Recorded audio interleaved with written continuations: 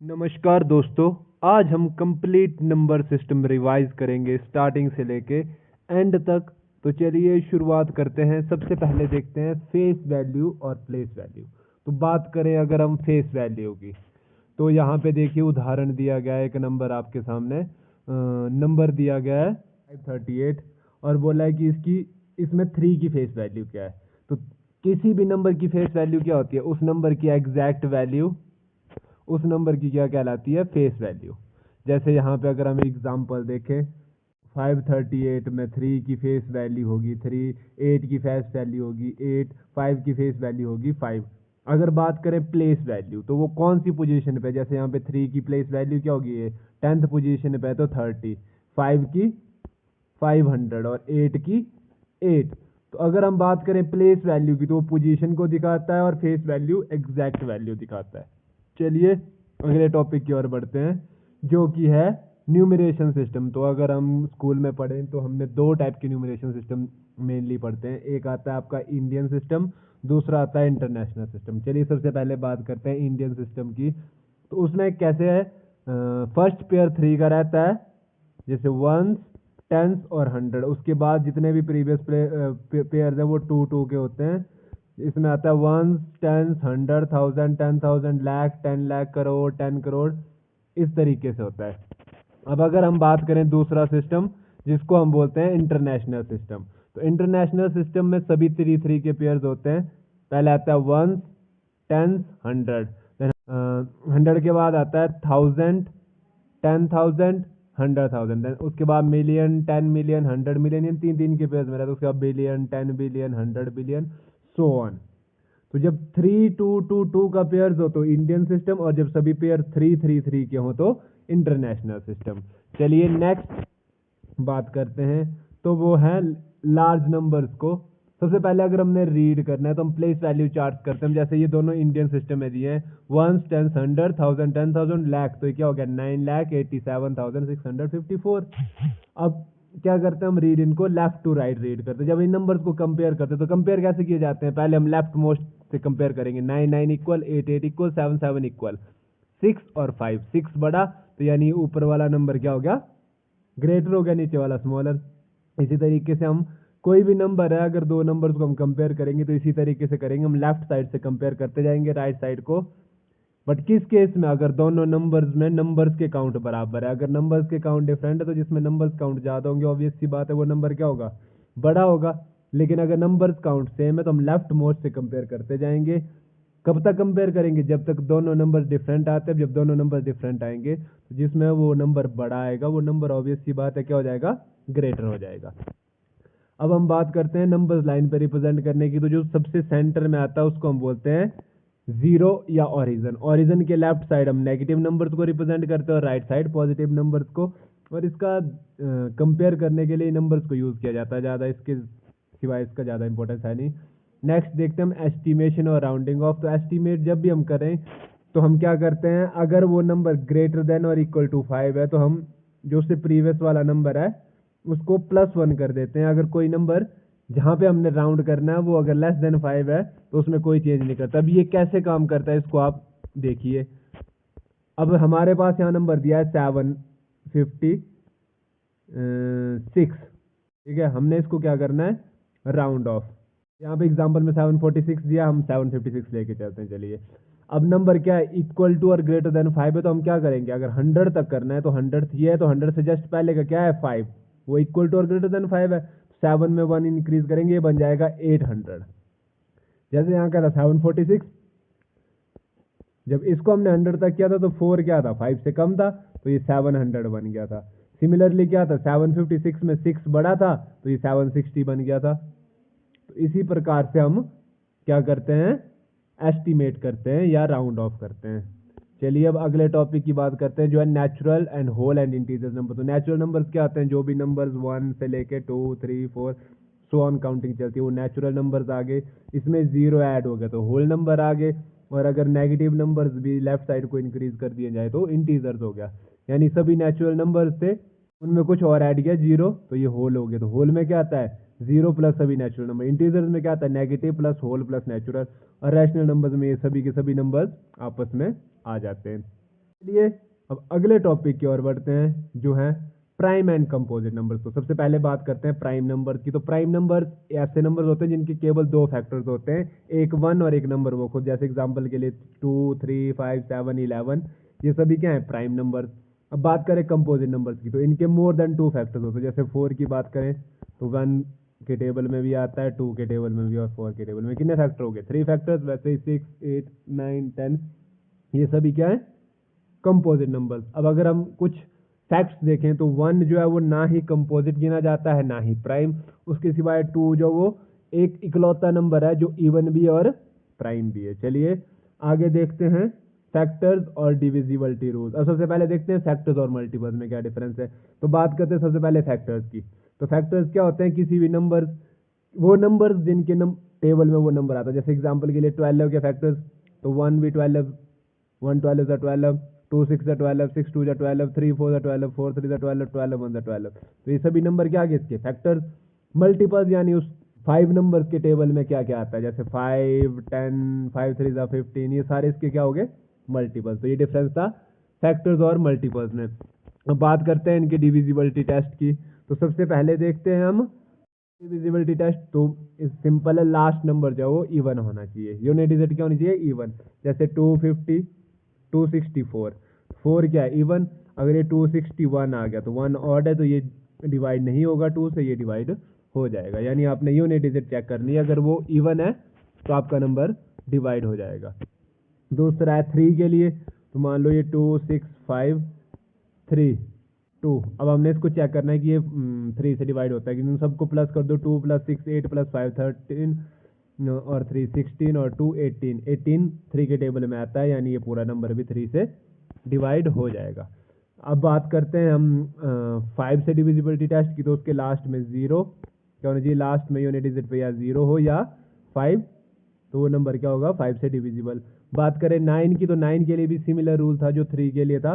हम सभी नंबर्स को प्लस करेंगे और अगर वो 9 से डिविजिबल है तो ओवरऑल नंबर भी 9 से क्या होगा, डिविजिबल। अब बात करते हैं 4 की। तो जो लास्ट दो, अब जैसे मान लो हम चेक करें 2 6 2 4, तो हम सिर्फ 24 चेक करेंगे। अगर ये 4 के टेबल में आता है, पूरा नंबर भी 4 के टेबल में आएगा, 4 से डिविजिबल होगा।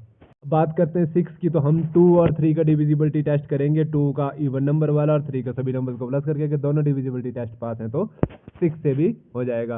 बात करते हैं 8 की। तो 8 के लिए मान लो ये है हमारे पास 2, कोई भी नंबर है उसकी हम लास्ट 3 डिजिट्स चेक करेंगे। अगर लास्ट की 3 डिजिट्स 1 2 3, ये लास्ट की 3 डिजिट्स हैं, अगर ये 8 से डिविजिबल है तो ये पूरा नंबर डिविजिबल होगा, अगर नहीं है तो ये पूरा नंबर भी 8 से डिविजिबल नहीं होगा। अब बात करते हैं 11 से डिविजिबल की। तो हम क्या करते हैं, अल्टरनेट नंबर्स के सम निकालते हैं। अब जैसे मान लो ये हमारे पास एक नंबर है, तो हम अल्टरनेट नंबर्स के सम निकालेंगे और इनका डिफरेंस देखेंगे। अगर ये 0 या 11 से डिविजिबल है, इनको प्लस करके इनका आपस में डिफरेंस देखेंगे। अगर ये 0 है या 11 से डिविजिबल है तो पूरा नंबर भी क्या होगा, 11 से डिविजिबल। आगे देखते हैं एचसीएफ और एलसीएम। एचसीएफ होता है आपका हाईएस्ट कॉमन फैक्टर और एलसीएम होता है लीस्ट कॉमन मल्टीपल।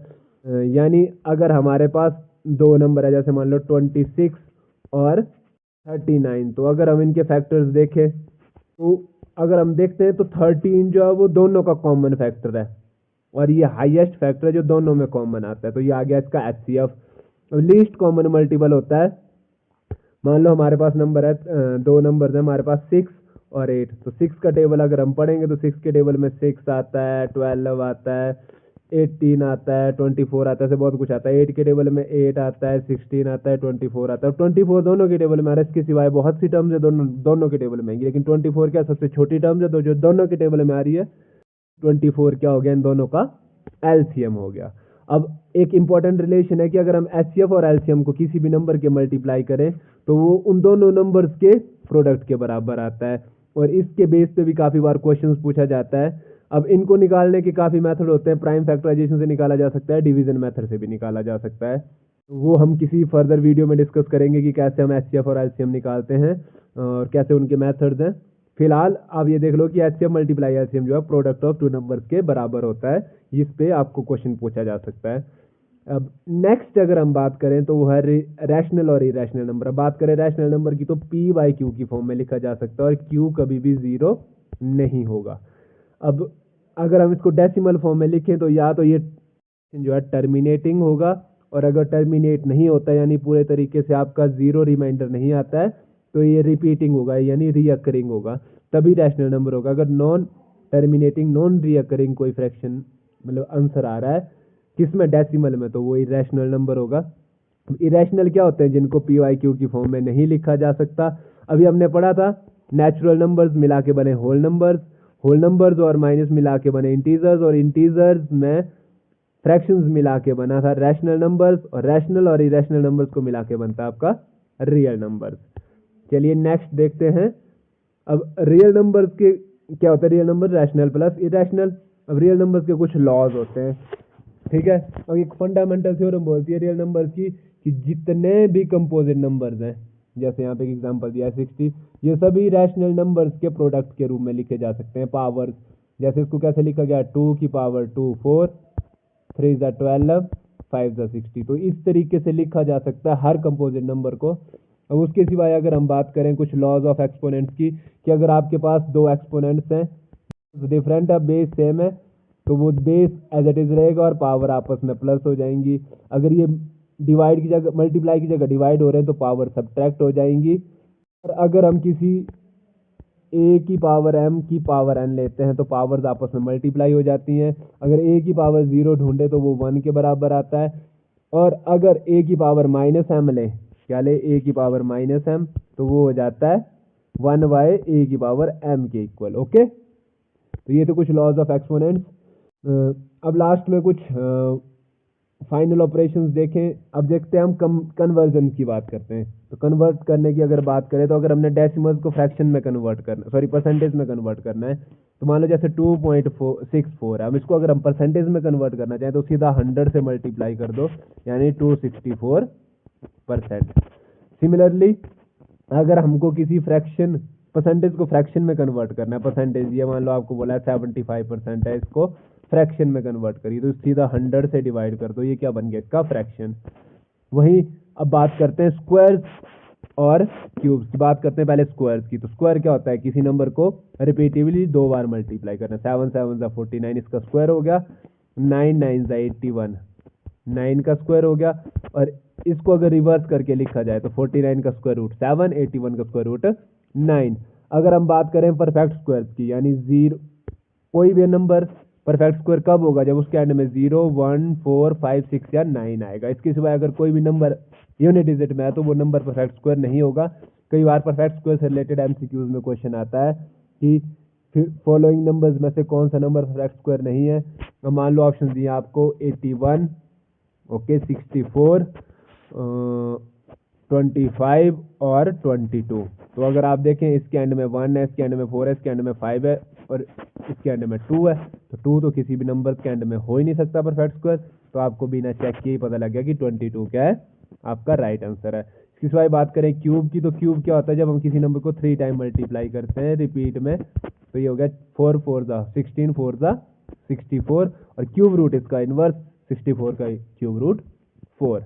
अब अगर हम बात करें कुछ special fact about cube roots, तो अगर हमारे पास कोई नंबर है जैसे -3 का अगर हम क्यूब निकाल रहे हैं तो वो -27 निकलेगा। अगर +3 का निकालते तो प्लस का 27, यानी नेगेटिव नंबर का क्यूब नेगेटिव, पॉजिटिव नंबर का क्यूब भी पॉजिटिव। ये हमने पूरा रियल नंबर डिस्कस किया। अब हम इससे रिलेटेड कुछ एमसीक्यूज डिस्कस करेंगे। शुरुआत करते हैं पहले क्वेश्चन से, जो कि आपका फेस वैल्यू से। तो what is the face value of 7 in the following question 572। अब देखिए फेस वैल्यू यानी उसकी एग्जैक्ट वैल्यू, यानी आंसर आ गया 7। तो क्या है, फेस वैल्यू एग्जैक्ट वैल्यू होती है। अगर प्लेस वैल्यू पूछी होती तो वो 10th पोजीशन पे था तो 70 आ जाती, ठीक है। अब है होल नंबर से question, which of the following is a whole number but not a natural number. Natural number क्या होते हैं, पॉजिटिव नंबर सभी, और होल नंबर क्या होता है, उसमें 0 ऐड कर दीजिए तो 0 क्या होल नंबर है। अब -1 ना होल है ना नेचुरल है। अब बोला था होल है पर नेचुरल नहीं है, तो क्या आ गया, बाकी सभी नंबर्स क्या है, 1 2 3 जो थे वो पॉजिटिव नंबर्स, वो नेचुरल भी थे, होल भी थे, और नेगेटिव ना नेचुरल थे ना होल थे। चलिए नेक्स्ट क्वेश्चन आपका प्राइम नंबर से, विच of the following number is a prime number. तो 1 नॉर प्राइम नॉन कंपोजिट, 9 और 15 कंपोजिट है, तो 13 क्या आपका प्राइम नंबर। चलिए नेक्स्ट देखते हैं। अब बोला है ये कौन से नंबर सिस्टम में लिखा गया है, तो जब हमने बात की थी तो दो ही टाइप थे, एक इंटरनेशनल सिस्टम था, एक इंडियन सिस्टम था। रोमन और साइंटिफिक आपके वैसे ही कट हो गए। इंटरनेशनल सिस्टम में सभी 3-3 के पेयर में होते थे, ये 3-2-2 और 1 के पेयर में, यानी ये इंडियन सिस्टम है। ओके, नेक्स्ट देखते हैं अब हम डिविजिबिलिटी रूल्स पे। विच of the following number is divisible by 6। तो 6 के लिए पहला तो 2 से डिविजिबल होना चाहिए, तो 2 से सिर्फ 234 ही डिविजिबल है, बाकी तो 2 से कोई डिविजिबल नहीं है, तो 234 इज द राइट आंसर। चलिए नेक्स्ट चेक करते हैं अब हम HCF, फाइंडिंग HCF पे है। तो फाइंड द HCF ऑफ 24 और 36। तो 12 2 द 24, 12 3 द 36, बाकी तो 6 भी दोनों का कॉमन है, 18 और 24 दोनों का कॉमन फैक्टर है नहीं, तो 12 is the highest common factor of 24 and 36। Okay, चलिए अब नेक्स्ट देखते हैं, ये है आपका इरेशनल नंबर पे। विच of the following is an irrational number.